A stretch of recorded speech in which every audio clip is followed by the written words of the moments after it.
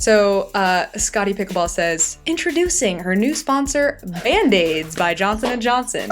I mean, hi, Johnson & Johnson. Do you need our email address, website, or phone number? Okay, here's what I'd say to Scotty Pickleball. I will give you 10% royalties on any deal you can do for me with Tylenol and Band-Aids. Let's go, Scotty Pickleball. Get after it. Call my agent, Josh. Today on the pod, we will recap Jill's MLP Major League Pickleball experience, the highs and the lows, and what's coming up in the next MLP. And then we will discuss some friendly and not so friendly comments on Instagram. Following that, you'll hear some Dear Jilly B questions on court positioning and how best to support your partner.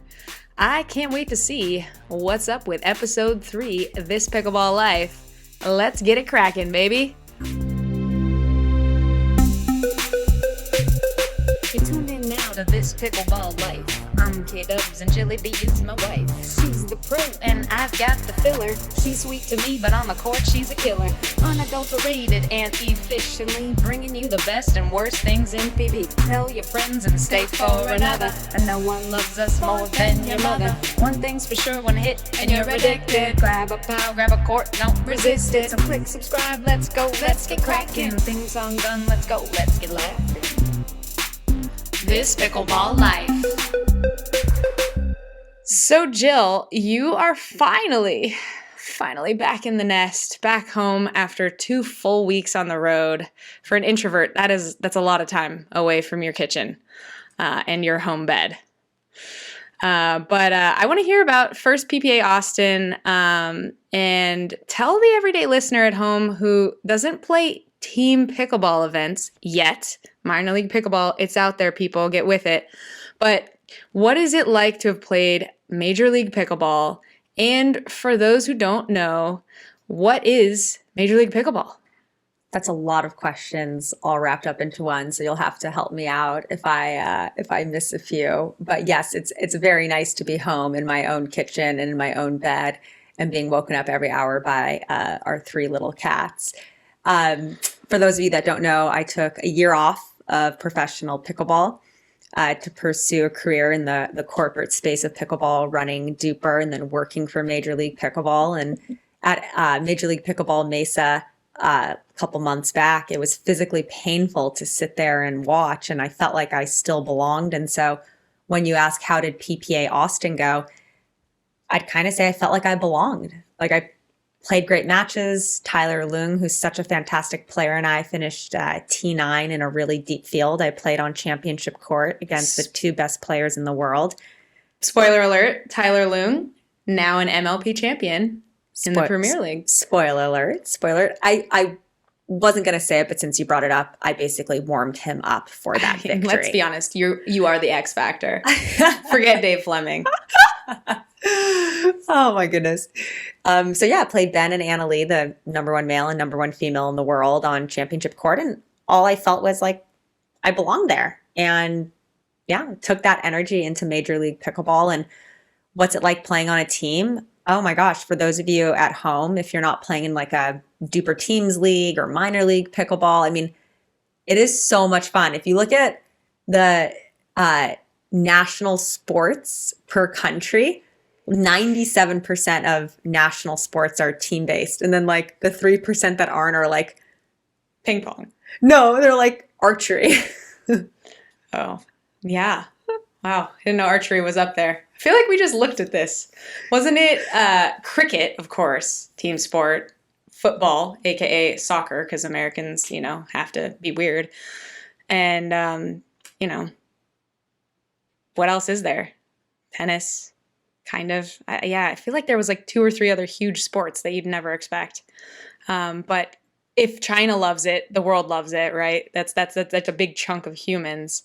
But there's nothing like playing for your compadres, right? Like you can only enjoy something for yourself to like a level 8. Like to get from level 8 to level 10, one must be doing it for and with other people, because that celebration of someone else doing something well that's with what you're doing is next level.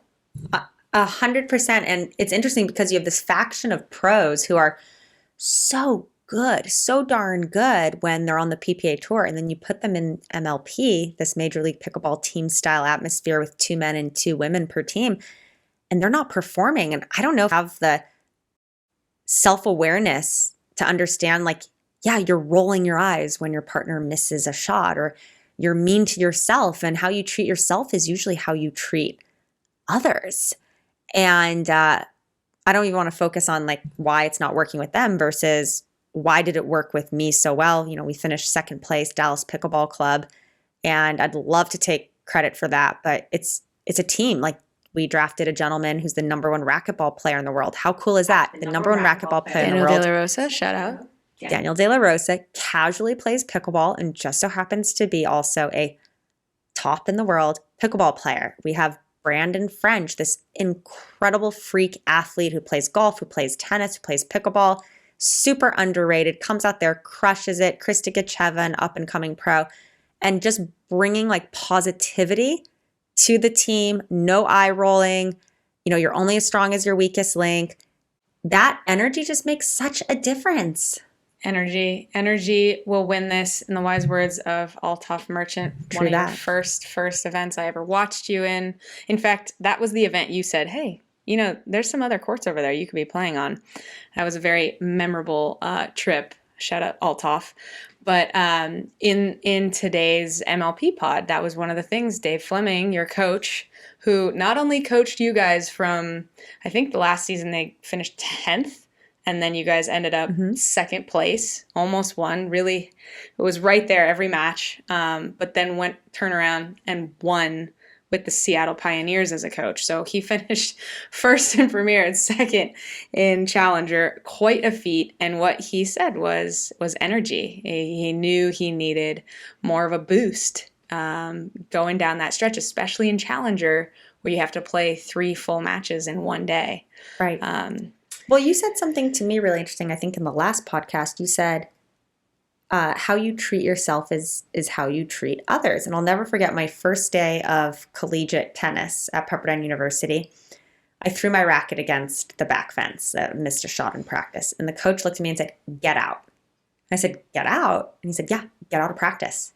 And it was like the first 20 minutes of practice, you're a freshman, kicked my ass out, went home, came back the next day, and I never in 4 years got mad again. And I turned all that negative energy into like positivity, which sounds weird, like to miss a shot and hit the back fence of the wall, to miss it at the bottom of the net, and then look at your opponent and go like, yes, next one, come on. That was a more successful tactic for my own energy and as like a mental kind of messing with of my opponent. Like, oh God, who wants to play the girl or the team that's just never going to get down on themselves? That's demoralizing. That's exhausting. Who wants to play like the positive team? Nobody wants to play that team. Yes, the delusionally positive team. And that is kind of the thing with sports psychologists, is they will always say, you want to be slightly delusional about how good you are. You want to think you're just a little bit better than reality. If you're always mentally able to think you're just like 20% better than the data of your history of sports would say, you're doing the right thing. And the world also teaches you to be humble. So to me, I've always taken that to be, you know, let your sticks do the talking, so to speak. In golf, as we say, sticks for clubs. But point being that you can be inwardly confident and outwardly humble. But when you get in a sport that's such a battle, it's such a one-on-one, right across the net is your opponent, right? Whereas golf, you're playing the course. There is an element of a sort of evolutionary biology rewind where you are in battle. You're like on the prairie with sticks and you know, spears trying to defend your village and your house. And one of the things I kept cheering for you guys this weekend was, not in this house, right? Like, protect this house. You're protecting your partner. You're winning that point for your team. And you being such a talented golfer, tennis player, pickleball player, tell us, what's that like in pickleball compared to the other sports? And what's that like at Major League Pickleball compared to a PPA event? That's a good question. And before I answer that, I just want to let you know that I was able to look up the individual national sports that I was missing other than archery. And we do have super interesting fishing in the Cayman Islands, along with cricket and football. Wait. Fishing in the Cayman Islands? Mm-hmm. Like what? Just fishing? Cayman Island fishing? Yeah. Why? Fishing. What do the Cayman Islands have to do with it? Well, this is a list of countries and their national sports. And so... Oh, so in the Cayman Islands, their number one sport is fishing. Okay. Yes. Okay. And then we have one more in Anguilla. Anguilla. No oh way boy. to know. Oh boy. Edit the pod. Angalia. Anguilla. That's it. That must be. That has to be it. Yacht racing. Wow. Are they just rich down in Anguilla? And then who would have thought in Argentina a sport called Pato, P-A-T-O, is the national sport? Is it duck racing? That's funny. Wait, now I have to know. This is like chicken fighting in Mexico made its way all the way down to Argentina. And they're like, we have the fancier version. We'll race the ducks. I mean, come on. How is the national sport in Argentina not football? It says Argentina is world famous for football, aka soccer, and polo, but the game since 1953 that has been enshrined in law as the country's official national sport is somewhat less known. It's named pato, duck in Spanish. Kristin, you are brilliant. Yes! 10 points. Yeah, that's so funny. What is also huge in Argentina, not necessarily bigger than other things, but the best players in the entire world for one specific sport. Do you know? No. Give you a hint. Fergus. Polo. Polo. Okay, so wait, pato? This is not a podcast on pato. I just want to be really clear. This is a different a pickleball a comedy podcast about pickleball sometimes. In all seriousness, pato is a mix of polo and basketball. So they're throwing ducks through a field goal with mallets riding horses? Throwing a ball into a net while riding a horse. Oh my god, really? Yes. It's basketball on a horse. Where do the ducks come into play? I don't know where the ducks are. Okay. All right, where were we? You asked me the difference But yeah, between so what is the difference in playing pickleball versus golf or tennis? I feel like tennis, you do sometimes play doubles. You mostly play singles. Yeah. Golf is an individual sport that sometimes we pretend is a team sport, like Ryder Cup, and then pickleball. So I'm a scratch golfer. I played scholarship tennis at Pepperdine University. Kristin and I actually met on the golf course. She was giving me lessons, and then I did a cost-benefit analysis on, like, keep taking lessons from her at $106 an hour or marry her and get those for free. So it was a really simple answer, and, hence where we are right now. Yeah, obviously Jill was taking a lot of lessons. A lot of lessons. Yeah, imagine that. And I think about sports viewership in general, and there's very rarely like a bifurcation of viewership interest in individual versus team. So what I mean by that is if you look at golf, it's 90% individual and 10% like fun team events like President's Cup and Ryder Cup. And we all get riled up every 3-4 years for these marquee team-based events. But there's no like 50-50 bifurcation. It's 90-10. So same thing with tennis. You've got individual tennis events, WTA, ATP, and then you've got Laver Cup and Fed Cup and Davis Cup. But again, that's like 90-10, maybe even 95-5. But what I think what's so fascinating about pickleball is I think like half the pros would rather just play MLP all year, right? Like they're obsessed with MLP. And I think the other half are like, I want to play both. And maybe there's only like a very small percentage, and I know my numbers just exceeded 100. But I think there's like a very small percentage that feel like, yeah, I just want to play individual. So I'm curious where like the viewership goes. Right. If it'll be something where there's equal viewership interest in the team-based aspect and the individual-based aspect. And I don't know if that ended up answering your question, but for me as a player, MLP, there's nothing else like it. Now, if there were like 20 MLP events a year, Well, is there nothing else like it?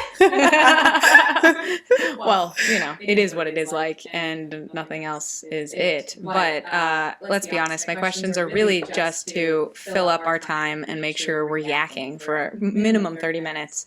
But what my question really was about was that battle atmosphere, which I really want to get into because obviously, and we'll talk about some of the mean tweets, the weird comments, people were somewhat like surprised by the energy of you and Brandon, which I just think is the most entertaining part. As Zane Navratil said, nightmare team. Don't want to play that team. Nightmare team. I was very complimented by that. Right. And, obviously some people may think that there's a time and a place for getting chippy, as people were kind of calling it, having some chatter across the net. Chirp, chirp. But because golf is played over 4/5 hours because people play too slow and you're playing the course and you really have to just like stay in your own thing, it's a very different energy. But even that, you look at the difference between a PGA Tour event and Ryder Cup, you see a lot more chirping. You see a lot more from, Patrick Reed and finger wagging and stuff. And like people really do get riled. Yes. And to circle back to your earlier answer, I honestly think a lot of PGA Tour players wish there were 4 Ryder Cups a year. Yeah. I mean, how great would that be? Oh my gosh. From a viewership standpoint, how great would that be? From a player standpoint, how great would that be? I wonder why they don't do that. I don't know. I mean, I think part of it is Schedule's money. full. There's like a weird thing where they're not wearing their sponsor stuff and hats, and I'm sure They don't there's even things get above my paid head, for but- Ryder Cup. The players don't even get paid to play Ryder Cup. Which is to say, like, why didn't the PGA Tour just like invent a team championship? I guess they may sort of have one, but I mean, I guess we're I don't just know if lucky. I don't know if the Dell match play counts. No, I mean, but I was actually thinking about that, being that it was this week and in Austin, where I went to school, also home of Dreamland and founder Steve Kuhn. But what you see in the Dell match play is like the only match play of the year, and that's kind of cool. And you're like, oh, let's watch this week. It's match play, and you feel like you see lower scores in match play, just like you do in Ryder Cup, and people somehow rise to the occasion. Something about the risk reward factor of just winning a hole or losing a hole. You can't have a 3-shot swing. But either way, it brings out a lot of the best in humans in sport, and I think that's what we see out of MLP. Well, we were talking yesterday. What's so interesting about watching sports, have you ever noticed that as a viewer, you are only interested in seeing someone do really awesome things or really awful things and nothing in between? Yes, no one wants like mediocre, boring ho-hum. Like, Ho-hum. you shot 72 today. No, they want to see you shoot 77 or 62. They want to see you win your match to 21 in pickleball, like 28-26 or like 21-5. And like anything else within that or between that is like uninteresting. Totally. They want to see you fall all over the court or just demolish the or competition. like, Burt across the court and like do something really graceful. Totally. Well, I think we've done a sufficient divergence on that question, but suffice it to say, I think the answer is there's something magical about MLP and super cool that they decided to expand to 24 teams this year.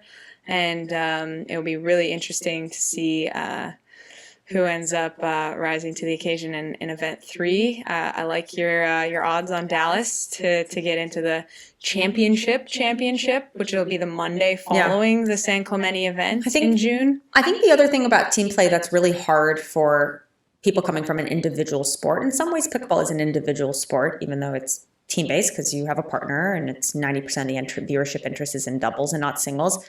But I think what is hard for some individual contributors or individual-minded people to fathom is you have to be a version of yourself that's best for the team, which is weird. So if you like to warm up a certain way, or you like to be really quiet, or you like to be really loud, and those facets of yourself don't bring out the best in your team. Like one of the articles I had read about Dallas Pickleball Club, my team, was that my play style brought out the best in Brandon French. I would argue his play style brings out the best in me. So let's say it's a two-way street. That's awesome. And you could say that's like a nice coincidence. But there's times where you have to manipulate that. It's not going to be natural. And I think that is antithetical and very like anti-instinctual to a lot of individual contributors. Like you have to meld and change and be the whatever version of yourself brings out the best in the others. Totally. And interestingly, I mean, not to and as to team point fingers. captain, that's like, that is the expectation. Right. But not to point fingers in any other way than like factually speaking, some of the top 5 players like Matt Wright, I think Deckel Barr and Riley Newman, like their teams may have not performed at the level that one would expect. Yeah. Because you're only as strong as not only your weakest link, but just your team synergy, your team energy. And, whether that was it's funny because I think like, a year ago, someone would have said, oh, like Jill Braverman's not a team player. And I would always like hear those rumblings and think, like, I've led 50-person corporate teams. Like, I understand the psychology behind a team. Yeah. And it's essentially just putting your interests last and the interests of the team first. That's it. Well, the beauty is when you put the interests of the team first, your interests do kind of get covered. Because at the end of the day, your biggest interest is winning. Not that winning is the only thing that makes sport fun, right? Despite the old saying. But I do definitely believe that winning is a byproduct. It's not a goal that you can control. You don't mean to win and win. You always intend to win, but winning comes as a byproduct of the hard work and the points that you're in one point at a time. And I wonder how much the desire to win can stitch a team together. So an example is when I was spending like 20 plus hours working on this trade, because I had entered into something called a shuffle draft. I was the number 1 pick. I knew I was going to end up on a team where I didn't feel like we would have the best chance of winning. But there was an opportunity to execute on a trade with Dallas Pickleball Club, which is obviously what ended up happening. And I remember speaking with the GM of the other team, and he said to me, hey, Jill, winning can stitch up a lot of problems. Winning can really, the desire to win can bring a team together. And I remember thinking like, that's really interesting. I've actually never thought of that you can put your personal issues aside with someone, and the desire to win being so strong from both people could overcome and circumnavigate all else. I don't know if that's totally true. Well, it kind of comes back, I think, to the age-old question of like, do your actions change your feelings or do your feelings change your actions? Nice. And I think any smarter people than myself would agree that it's the actions that actually change the feelings. And, you always hear from people who are, fighting addiction or fighting issues in their lives, like just go outside, go on a walk, like do a thing, smile, like force a smile on your face. And those are the types of things that I think you're so good at, which make you the best team player, which obviously I'm biased, right? I literally signed on for a lifetime of being on your team. But I'm sorry to let you know that there are no trades or drops. The divorce rate in America would beg to differ. I was just going to say, in California, I'm not planning on any of that. Well, actually, okay, not to say as team captain, like you don't have needs. So at one point during MLP, which is probably one of my favorite memories of my time at Major League Pickleball, Brandon French, my doubles partner, we lost like the first couple points in a mixed match. And he kind of like did a little like negative energy frown. And I looked at him and went, hey, don't you give me that negative energy. I need smiles. And he turned on the like most awkward fake smile, like all teeth, no upward motion, just like this. And he wanted so badly to give me what I needed, but it was such a caricature of a real smile that we just burst out laughing together. And there was a magic in that too. Oh my God, watching you and Brandon on the court was magic. And in fairness, like, I know we don't want to go too deep into the pro game, and we're doing exactly that this episode, but no knock on Columbus, the team that picked you and traded you, like, they ended up with, on paper, the better team. Like, you signed up for a team where you were lifting technically duper rated players that were lower than the other players you'd be on a team with in Columbus. And what I think you and I believe is that, like, you would rather be on that energy of that team that matched what you bring and not do well than be on a better team where you were like struggling sometimes to pull the energy out of people, which again, no knock, just some people energetically perform at a different, megahertz level. Yeah. So, Well, I think ultimately viewers want variability. And what's cool about a team format is, yeah, you can add up everyone's skill level, everyone's dupers, and come out with a formula that shows with pretty high accuracy who's going to win. But doesn't always work that way. It's way higher variability in team play than it is a PPA Tour event where you have Ben and his brother Colin Johns playing against Matt Wright and Riley Newman, like what, 7 out of 10 finals? Like that's kind of crazy. You do not see that in team play because there is this intangible qualitative amalgamation mesh of feelings and playing styles and right-sided versus left-sided. So from a viewer standpoint, I want that variability. I want that excitement, and that's what MLP brings. yeah.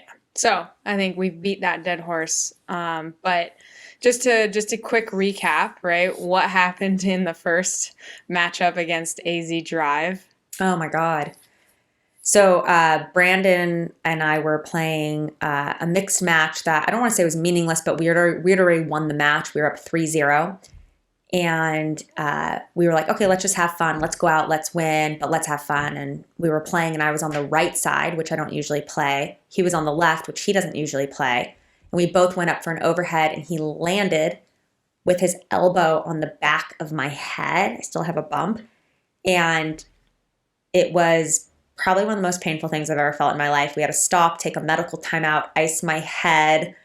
I was super nauseous. I didn't know if I was going to finish the match. We fought on to win. We were down 20-15 in a game to 21. 92% of the time, the team that first gets to 20 wins. So we were part of that crazy 8% that fought their way back and won. And now there's all sorts of funny memes circling about me tripping and falling all over myself the rest of the day because I had a head injury. Like, it was awful. Yes. Quite the thing to watch from the sidelines. I mean, it's hard enough to watch pickleball when you're not the one on the court, but even harder when you see someone who you love get injured and crumple. Like, literally the definition of crumpling. If you watch the playback and you're lying basically motionless for over 5 seconds, it feels like never been 5 hours. Hit that hard. Like, it was. Yeah. I don't think I was knocked out. I definitely wasn't knocked out, but like I remember cradling my head and being like, yeah, oh my God, am I going to get up from this? And I've had concussions, but I've never had pain like that. Totally. So tell us about your experience in the recovery lounge. Which one? Well, first off, again, we pre-shouted out last episode, but post shout out to Dr. Cynthia, the glue of MLP. Truly. But there's a medical doctor in the recovery lounge that gave literally basically a roadside DUI test to Jill to make sure that she was able to play, which props to MLP for really caring and taking care of the athletes and having the best So medical care. I've never had a DUI test. But I don't think there's anything that could be harder than a concussion test. I mean, like dead sober, no head trauma, not playing in 80-degree heat, not having just exercised for 4 hours, like still would be so difficult. It was like, okay, Jill, so I'm going to read you 6 numbers, 9, 8, 4, 12, and 22, and I need you to repeat those back to me backwards. Just when you think you've got it, you're like, okay, I'm like 9, 8, 12, 16, 14, 15. Backwards. What? And so I like repeat them backwards, and then he's like, okay, I'm going to say 5 words: apple, pear, bottom, slander, and moot. Repeat those words back to me. And then 15 minutes later at the end of the test, he's like, I said 5 words to you in the beginning of the test. Do you remember what those 5 words were? Apple bottom jeans was definitely one of them. Apple bottom jeans.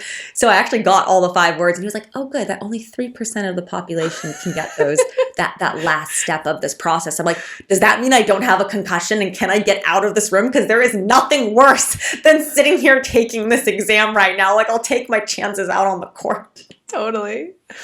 Oh my gosh. Yeah, I was sitting there watching this going, I literally was failing this test the whole time. Oh yeah, Kristin kept going, I'm sober. I haven't been hit in the head. I can't do this. But yeah, it gave me a lot of faith because obviously as your significant other, I wouldn't want to stand by while watching you do something that could injure you further. That'd be the worst thing. And circumstantially speaking, as it turned out, going into that third match, we knew you were already a lock for getting out of group play. Mm-hmm. You were already set to go into the at least quarterfinals, and that match was basically just to determine who got the semifinal bye. But after that test, I was like, all right, well, clearly she is fine in the brain. I think halfway through that concussion test, I realized I was going to try my hand at professional pato. And your IQ was definitely over 140. Yeah, it was a bolster to my IQ, a real boon. Felt good about myself going in. Felt really good until I vomited after the concussion test. Yeah, everywhere, which all then over the was like, recovery center. Okay, we just established that she probably doesn't have a concussion, so what is this? And to which I have just decided for my own self that it was a coincidence and a combination of Tums, Pepto cocktail. I was like, yeah, I'm nauseous, so I took some Tums. Doctor's like, here, have some Pepto. I'm like, no. I was like, I've already had Tums. Like, I'm hypermetabolic. I don't need anything else. Took some Pepto, and I was drinking a Coke, which I never do. Ever, but I was like so worn out. I needed some sugar. I wish I would have had something like clean energy. And I think that was like the deadly combination. I don't think it was like a concussion vomiting. Yeah, I think it's like your stomach got coated with enough like fortitude to be like, carbonation, get the F out of here. But either way, being a person who has experience with more vomiting than you know, some of us are more vomiters than others. It always makes you feel better. And I think, it fueled you guys to getting into that dream breaker. But it is funny to think, I quit my corporate job, came back to pro pickleball, and I'm sitting there like dying. It's like 80 degrees. I like can't see straight. I'm vomiting. I'm like, and all I can think is like, what did I do to myself? Like, why am I doing this? Like, what is wrong with me? Like, the glory. But anyways, totally worth it. Yeah, we got second place. Totally worth it. Totally. It was. And then it ended up rematching the same team in the finals. So got to lose to them twice. So I guess Bay Area, what can I say? You proved it. But it'll always fuel that practice getting into the next one. And really props. I know some of our friends going into the first MLP were like, Challenger League, what's that? They're not the real pros. And then once they saw it, they were like, oh, wow, like this field is deep. These matches are tight. Yeah. And Challenger. Well, a lot of people are like, oh, Jill Braverman, she hasn't played pro in a year. Like, don't draft her. Don't take her. Like, that's a mistake. Even your coach, Dave Fleming, admitted that he had some doubts. He wouldn't have drafted me, but I ended up being in Dallas a couple weeks before for work and some other appointments, and we played together, and he was like, oh shit, she still got it. So and I think we mentioned this on an earlier pod, but like, yeah, part of the reason you're throwing your name back in the hat is that you kept expecting this sort of game to pass you by, and kept looking around and realizing you can school these people. My name in the hat in the ring, the pato on the the pato in the hoop. What is it called? I don't even remember. Gora. Okay, so what are your suggestions to improve MLP? I think you have a few. If you want to discuss, or are you holding off? I think probably hold off for now. I guess the number one suggestion would be their substitution rule, and this is probably too much into the pro game here, but. Yeah, I think it puts players in a really compromised position where, like, if I would have substituted out that final game, I would have been out the entire event. But really, I think I just needed a rest. Like, but instead I put myself in a position where, like, God forbid I fell again in that final match and I fell on the same spot. Like, game over, right? So I wish the substitution policy was different. Yeah. And I think going back to season 1, where I personally was helping wrangle players to get mic'd up, like bringing that back. I mean, the technology nowadays for mics, I feel like we can get to a place where it's not so annoying. It's not so cumbersome to hold the mic pack. I don't know. I'm not a TV producer. We have to mic players up, like the sideline conversations. I mean, even stuff like, why do we love hockey so much? Like, why does everyone go nuts when the hockey players start fighting each other and like yelling at the fans? And there was this instance in our finals where a fantastic player by the name of Pablo Tellez got in a fight with a really rowdy spectator who, spoiler alert, was Brandon French's brother, who flew in to surprise him and proceeds to get kicked out of Major League Pickleball, which is a totally another story for another time. But in the span of 12 seconds, we had the first person booted out of a pickleball tournament ever. And the first blue card. Yeah. But I just remember thinking, God, that exchange between them, although profanity laden, is something that's probably never been seen in the sport before. And there's all these like first time, never been seen before experiences that happen in this team atmosphere that are not captured and conveyed correctly across a screen. Yeah. And if MLP can figure out how to do that, it will win the hearts of every pickleball player in America, because we're humanizing the players. Like, I'm obsessed with Formula One Drive to Survive. Like, I find myself checking F1 news now. Like, these people have been humanized to me, and we need to do that at every opportunity in the pro game to endear viewers and players to the sport. There's only 200,000 tournament pickleball players, and there's like 8 million players. So like, can we capture the 7 million plus others? The bottom of the iceberg. But in fairness, if you're talking about Formula One Drive to Survive, it's a documentary that's edited post the competition. When you watch Formula One, you're seeing a very different thing than that. And we are going to get to see at least one, if not 3 pickleball documentaries this year. So I think they're closely following what New York Hustlers. They'll all suck. They'll all suck because I'm not. You know what I'm going to say? I'm not in one of them. No, I'm just kidding. Machu talking to you. Just kidding. But yeah, so call my agent. It's an incredible sport, and it's so much fun to play because of that. Like, because when you get out on the rec games with your friends, like, there is chirping, there is SHIT talking, there is that fun sort of like, I beat you, and then the next point you beat me, and you're going to be just as confident back. And definitely love that. And it brings up a discussion that I feel like now we're getting too long-winded, but like, what is the line? Like, what's fair in love and war in sport? And I think this is a great question. This is an awesome question, because in our match versus Miami, there was a gentleman on their side by the name of Jeff Warnick who, like, I love Jeff. I like his trash talk, but I know you played with Jeff. I've played with him as a partner on purpose. But I know him. So like, when he's trash talking, I think it's funny. Like, he yelled, "Go back to Duper," like a bunch of times to me. Like, get her off a court. She doesn't belong here. I just what country is that?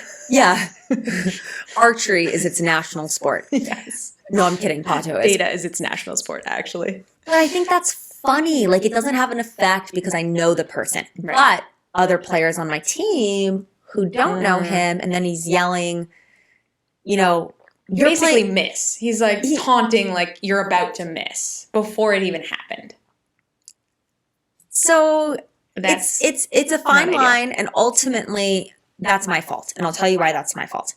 I'm the team captain. I should have been able to sense sooner from my teammates that they were being negatively affected, and then I could have gone to the referee and I could have said, could you watch for this? I think this is crossing a line. Like, this is not taunting, this is aggressive taunting. But because I'm sitting there like an idiot laughing, and so is Brandon, and so are members of his team, the referee isn't psychic. Yeah. Like, And I think I overheard one of the referees actually later in the week talking about like where they decide the line is. And a lot of it is like if it's a mutual sort of thing and it's mutually laughing, they assume that everyone's sort of on board. And in this case, right, it's MLP, so you're a team. It's the two teammates on the sideline who like it and the people playing on the court who are like, whoa, this is... well, also, I'm going to talk about something weird. that's probably not very popular right now, but I think there's like a gender discrepancy here. Like, For sure. We're going to get into this with mean tweets for sure.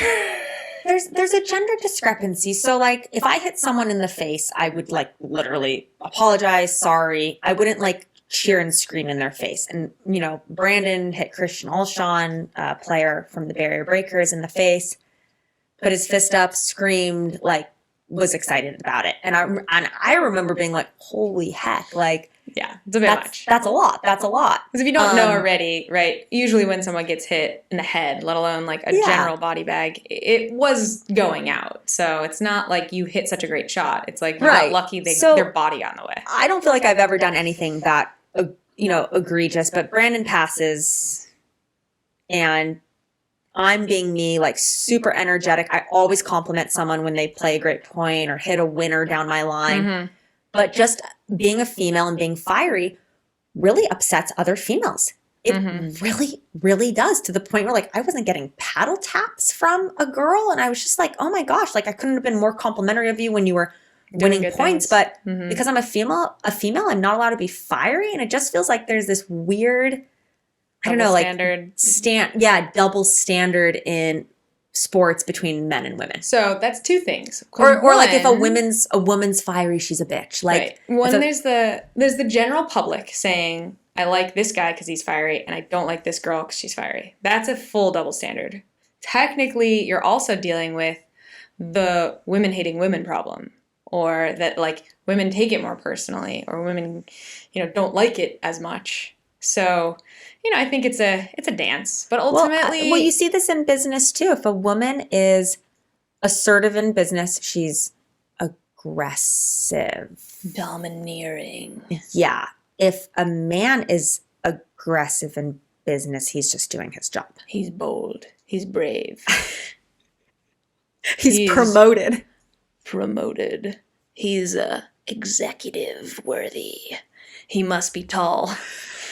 But yeah, it is interesting how we view things. I know. And how the cadence of your voice and the tone of your pitch and other things about the way we delineate men and women can affect that as well. But all you can do is just keep being you and keep being the most entertaining female in pickleball. Quote, thank you. Yes. And yeah, keep being a great role model and a great leader, and the people that love you will love you. That's what was fun about post MLP. I had more kids come up to me, or parents come up to me and say, you are my kid's favorite player. Oh my God, my kid fell in love with you. You're so entertaining to watch. When you hit a bad shot, you're smiling. When your opponent hits a good shot, you're smiling. Like you're always smiling. And that was really impactful for me. Like I want to be someone kids look at and think, I want to play like that, or I want to watch that. Yeah, we listened to another podcast by the author of, what was that movie with the kid who gets on the team with Sandra Bullock? Michael Lewis. Anyway, Behind the Line was the something line. Now my listeners are like dying in their seats going, it's that one movie. But point being, he had this podcast and he talked about... Blindside. Yeah, there we go.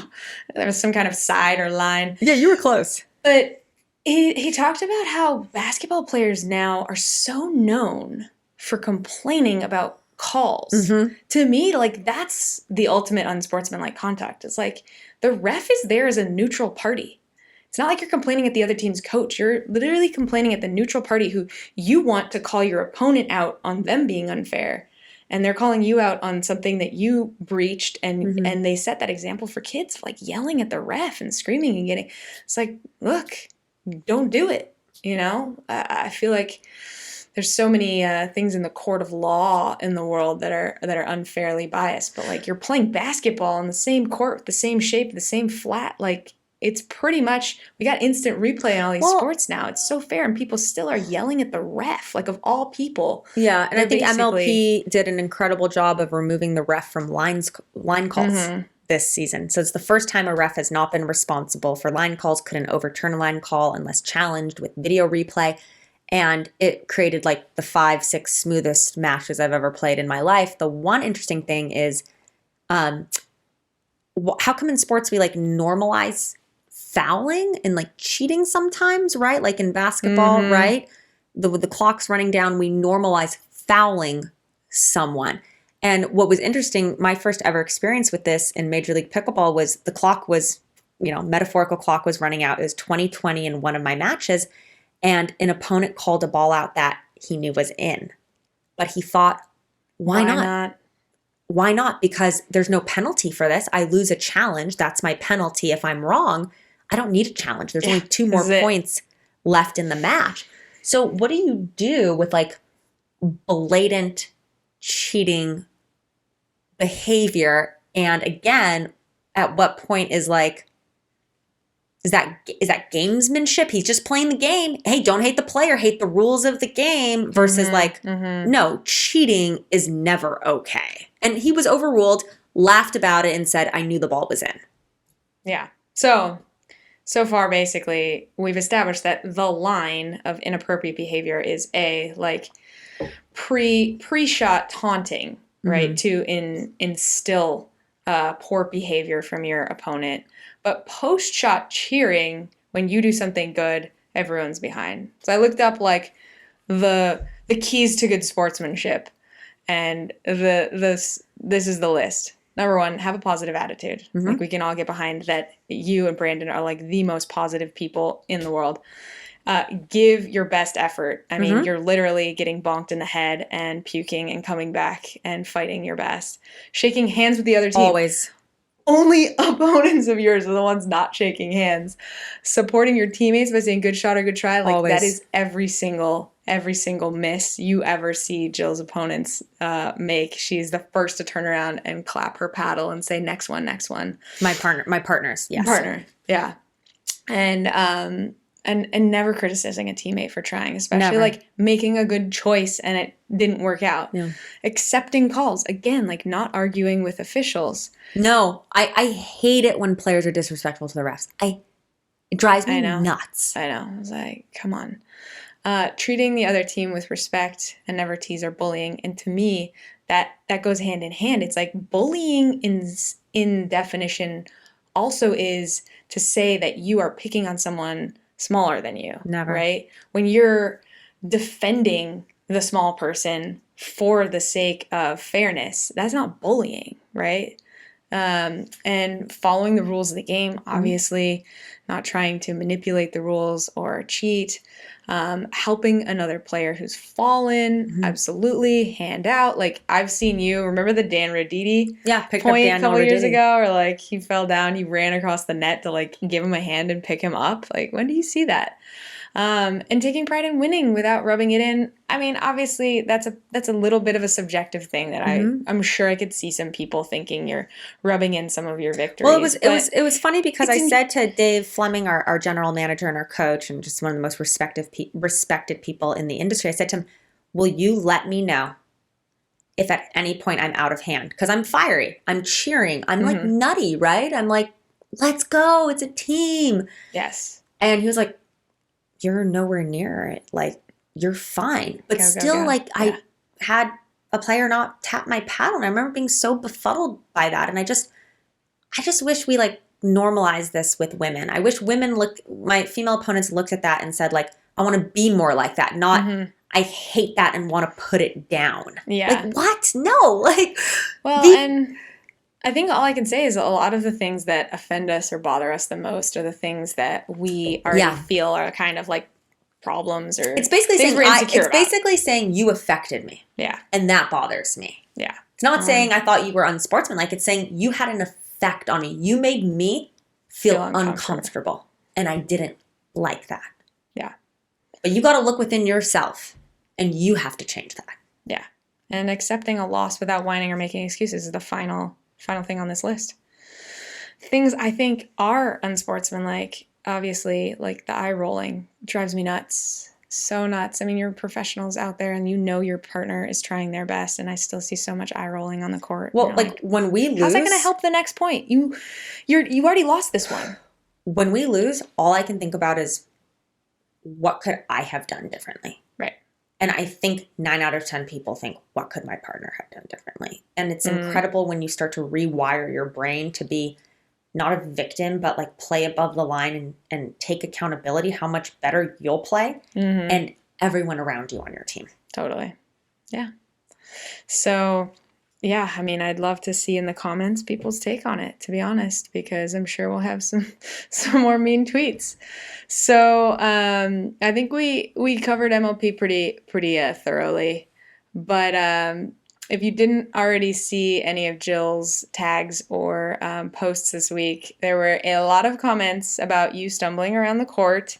Falling. And it's so funny because, as I've previously stated, right, like my mom being the least coordinated, least athletic, least competitive person, Jill being the most coordinated, most athletic, most competitive person I know, both loving pickleball.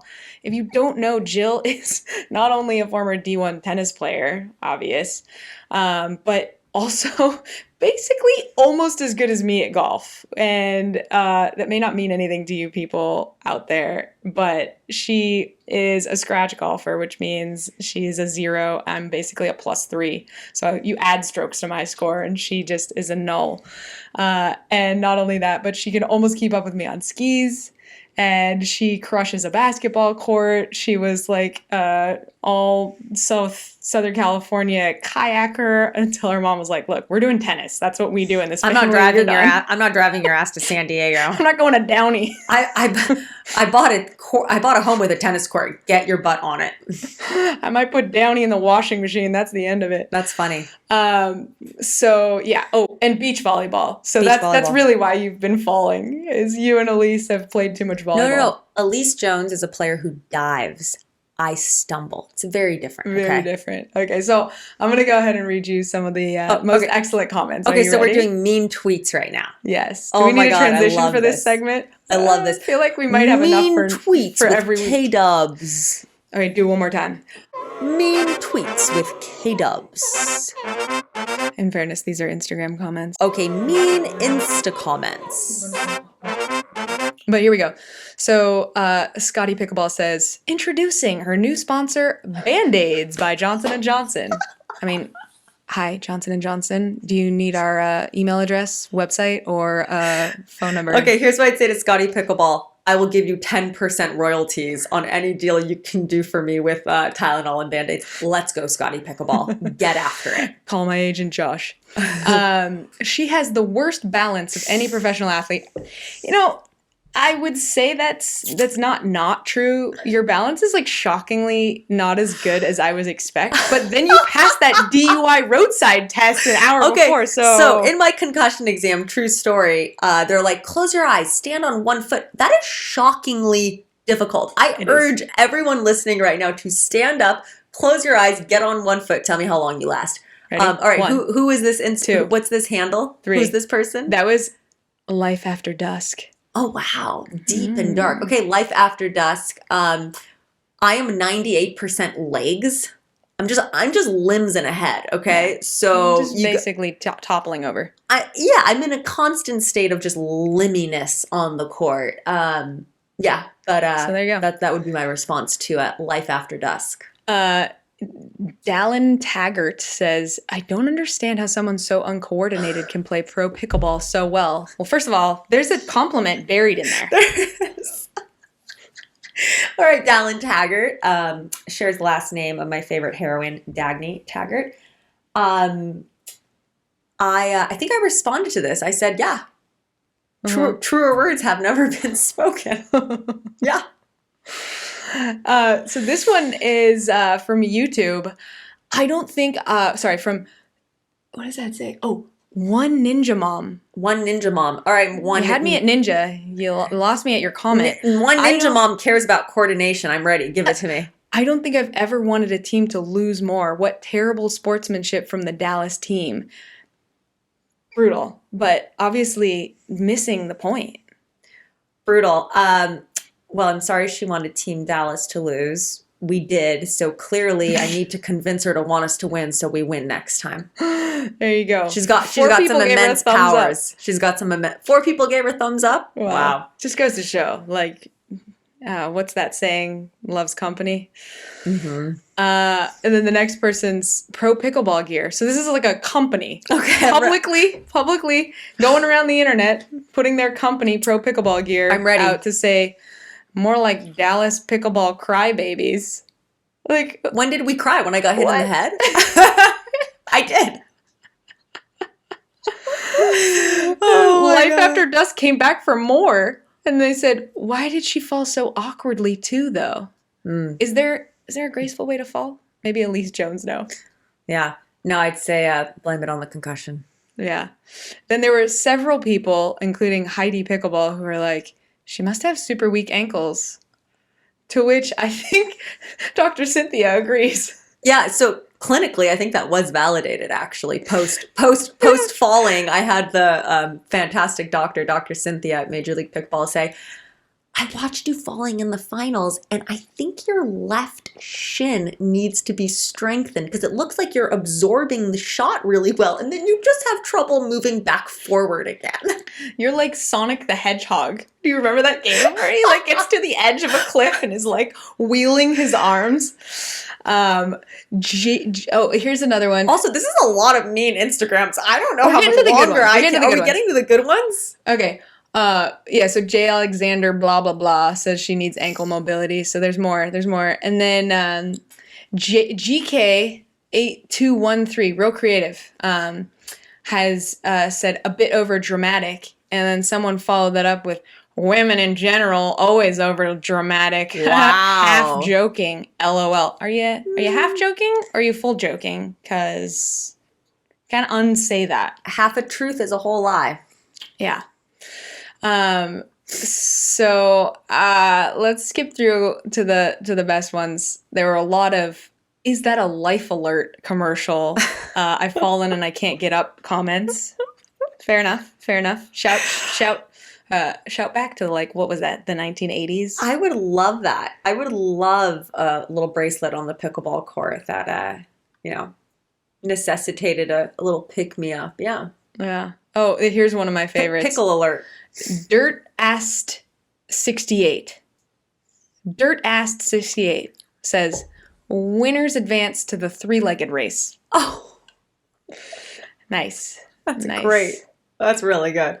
Yeah. The rest, basically just pointless. But point being, you really got the internet abuzz by your falling. I love it. To which I say what my dad always said. To which I would say pick a... You ain't trying. That's true. You ain't falling, you ain't trying. And again, in the unsportsmanlike conduct category, I see so many people who hit a high ball and literally turn their back to the ball. Yeah. Like they're completely just saying, here, have the point. Like, at least put your paddle out and get low. Well, that's a really interesting point. And I'm happy you brought that up. And, we've been joking and laughing about this before, but let's talk about it kind of semi-seriously now, which is I'm always trying for the ball. And I can't tell you how many pros I know who just fully turn their back, like you just said. It's a wiffle ball. Yeah. So always trying for the ball. Like, I'm always going to get the ball. I'm never going to turn my back. You ever see a ping pong player do that? Turn their back? No. Right. It's a ping pong ball. Like it's like part of the childhood ping pong game is like turn your shirt up and let's whack balls as hard as we can at you. Like, a wiffle ball's not that much farther from it, which is why. And then to the people that said I'm uncoordinated, I would say put any amount of money on any sport that you would like to compete against me at, and let's go. Yeah. All right. So as we know, psychologically, people tend to remember the negative more than the positive. So I'm going to finish this off with some great positive tweets. Oh, thank you. This tweet comes from Tim Cruise Loves You. So I guess he loves everyone. Tim Cruise loves you. But he says, I don't know why, but I love Jill Braverman. To which, actually, he said Braver ma'am. So I don't know. Maybe he likes you. Maybe he likes someone who's close to you, but not quite. No, he's being respectful. Instead of calling me sir, he's calling me ma'am, braver ma'am. I love it. Love it. And Nani Mary Wright, shout out Tito's Mary. She said, she is very cool! Exclamation point. Whizlock Bay says, those were epic. Oh. To which I'm not sure if he's complimenting you or memes of pickleball, but I'm going to choose to think of it as positive. Fair. And well played, sir.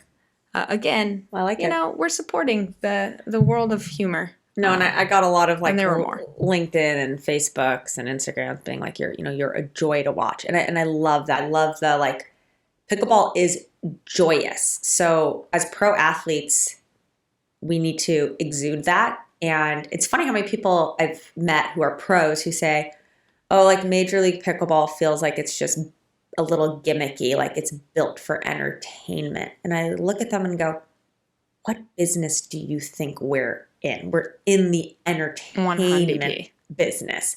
Yeah. And I don't know. Maybe that's because my background's on the corporate side of it that like, I get it. Like I get why sponsors come in. They come in because there's viewership.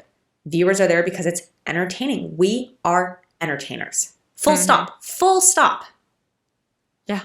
You don't have paychecks without viewers. You don't have sponsors without viewers. Viewers don't watch unless it's entertaining. Exactly. Yes, I'm as big a fan of anyone of athleticism and displays of athleticism, but it's nothing without an entertaining side of it. And then I just realized I missed one of my favorite ones from John Tomichi. She moves around like a newborn deer. So I'm going to start making hats that just say Bambi.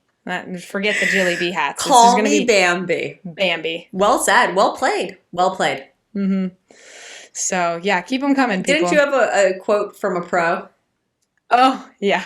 I was thinking of skipping that one, but someone named Sick Tricks Irina said there was a drinking game going on today. Every time she drops drink, I think some people got pretty hammered.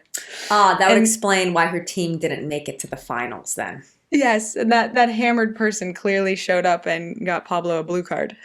I love it. I love it when pros do deep dives on my Instagram, and I've never even looked at theirs. I love it. Yeah. Stalker. So we did have some other deeper comments from the NML crew, the No Man's Land Pickle crew. You want to go through that?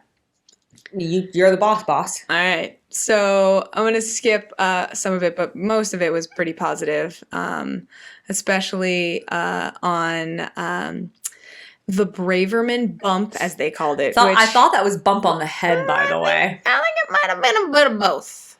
Pun intended. In any event, the Braverman bump proved to be a real thing and more for Dallas on the weekend. Despite her limited pro play over the past calendar year, Braverman was everything that I expected she could be on the court, other than the unprecedented amount of falling that she managed to accomplish. It's a skill.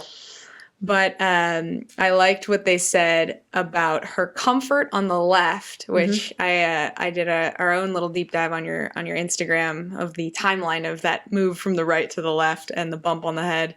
But her comfort on the left also afforded Dallas the ability to optimize the unorthodox mixed play of Brandon French, who played better than I anticipated at any point, which I think you have a very real explanation of why that works so well for you and Brandon.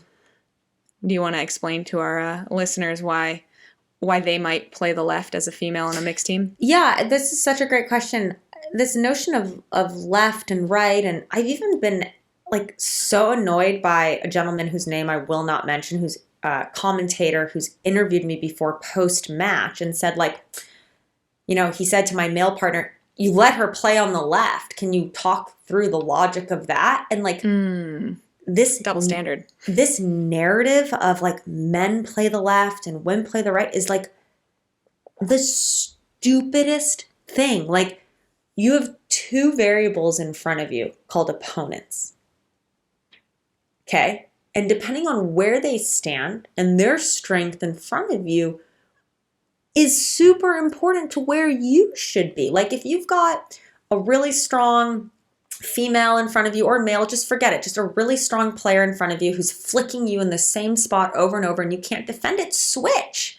You have Annalie Waters who when she plays with Riley Newman plays a lot on the right side. Her backhand's so strong, it's basically a forehand in the middle. Like you have countless examples of women playing left, men playing right, like this notion of we have to be in our positions it's so, I don't know if antiquate's the right word. It's just so, it's so wrong. Like, play where the matchup dictates. Play for the highest percentage of opportunity to win the points. Right. So your strengths Play to win. are your two-handed backhand.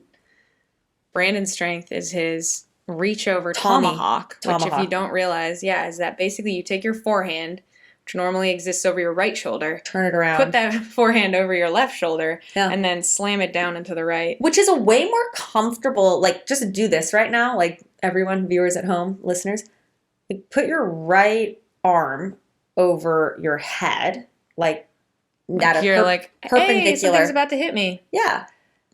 Like, that is a very comfortable position. Now, try and make your elbow go perpendicular to your shoulder.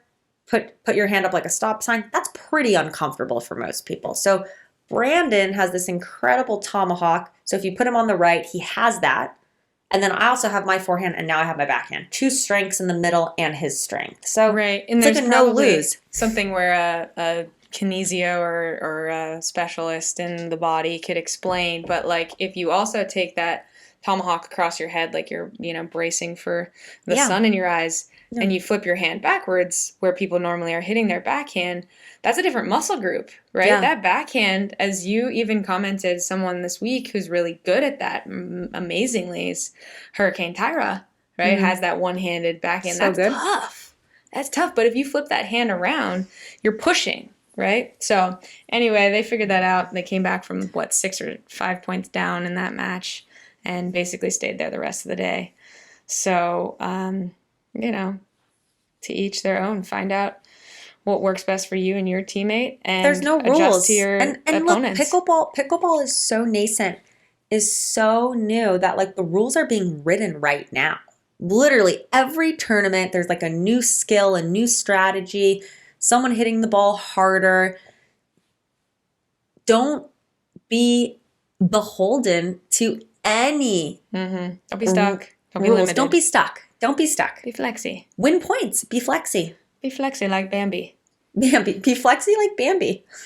And I think you guys just are the ultimate example of a coachable and adjustable team, and that's what got you there. And I think we all had perspective. That's the other thing. Like, and I know we've done a deep dive on Major League Pickleball, but I hope everyone who's listening can take pieces of learning from what it means to be on a team, how to bring out the best in your team, whether that's in pickleball landscape, a different sport landscape, or even at corporate work landscape. Totally. And teams are life. Like we don't live solitary lives in the woods. Yeah. Support your spouses on their weakest days. It's so easy to support people when they're doing well. So easy. It's so important to support people when they're having their worst day ever. Quit your job on your best day and support your spouse on their worst, and your spouses, your teammate your on their worst, on their worst days. I would say in golf, the only thing you should really be self-critical of is a lack of commitment to the plan. And if you commit to something and you fail, well, that's all you can do. So with that, your favorite segment of the podcast, Dear Jilly.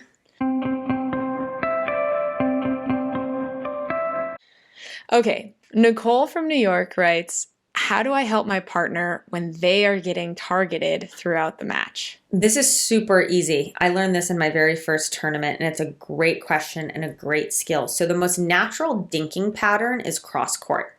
Why is that?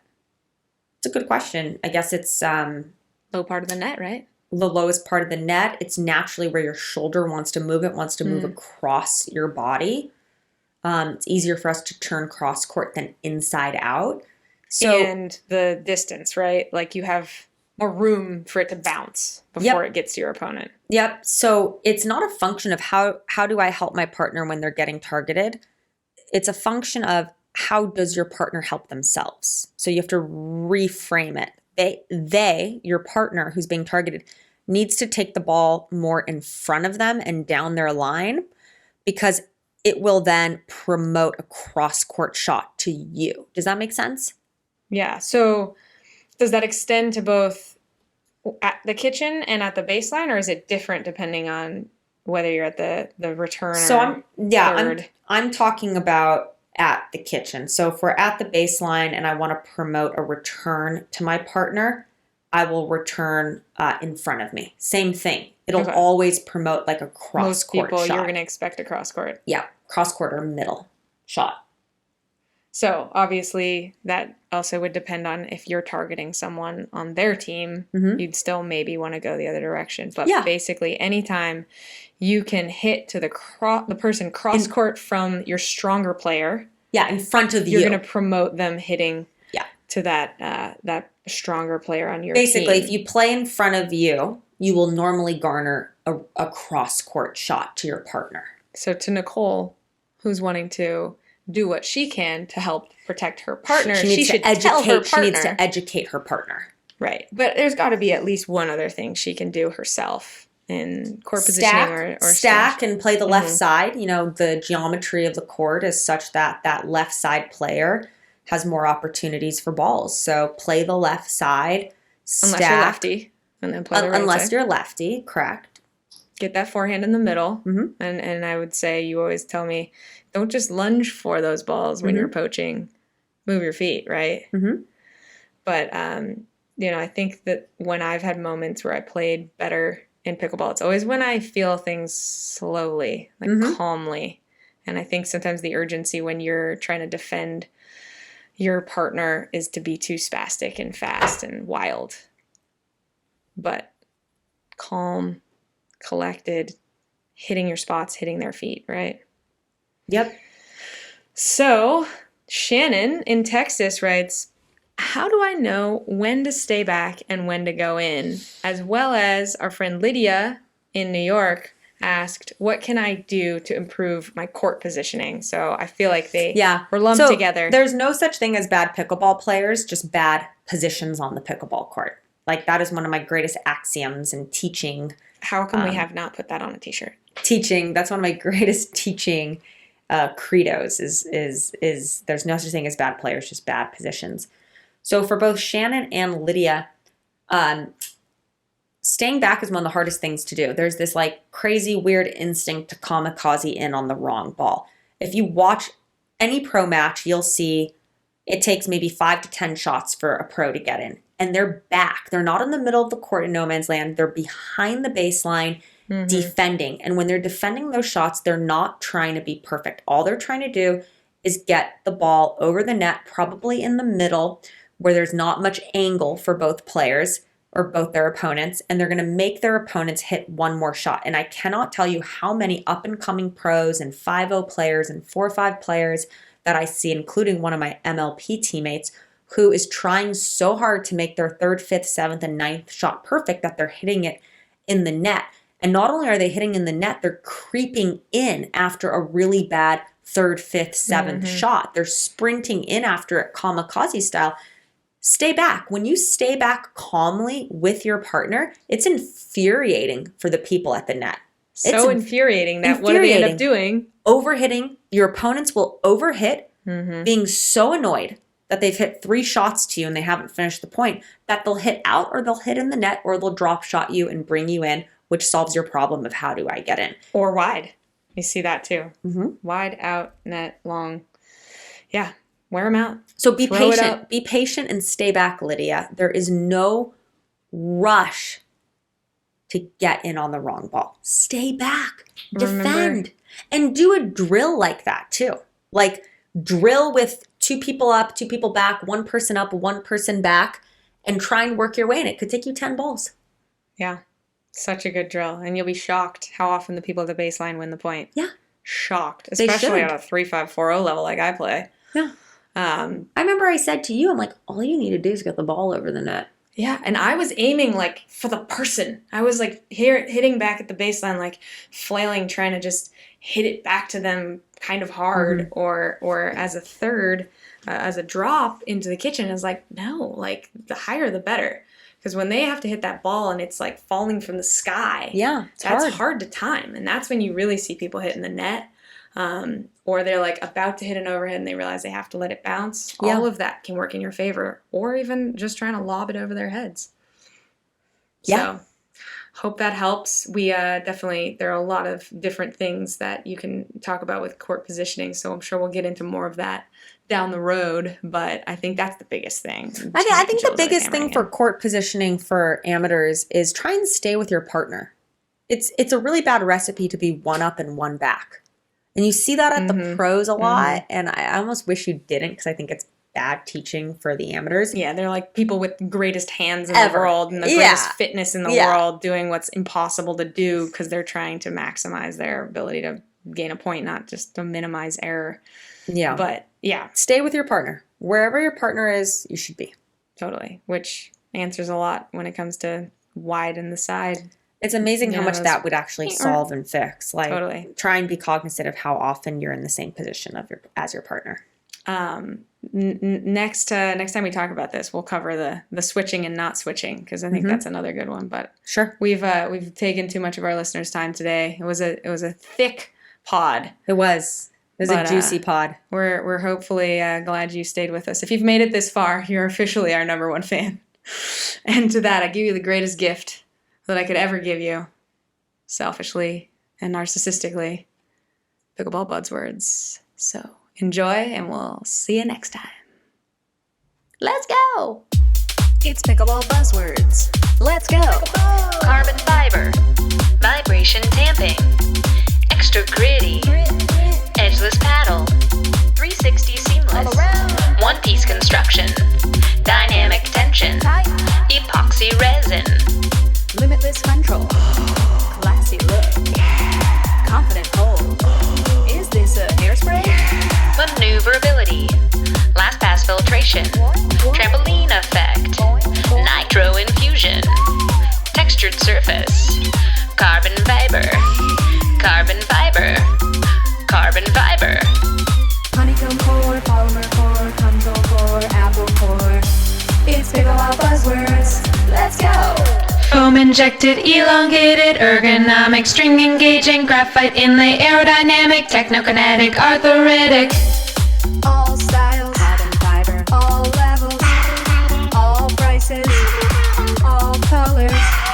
All your paycheck, carbon fiber. It's Pickleball Buzzwords. Let's go! This Pickleball Life is a Tomahawk production. 100% organic and homegrown. Music by K-Dub, editing by K-Dub and Jilly B. Thank you to our sponsors, pbgods.com and No Thanks Ator. Do you have a question for Jilly B? Email us at thispblife@gmail.com to be included in future episodes. Don't forget to click subscribe.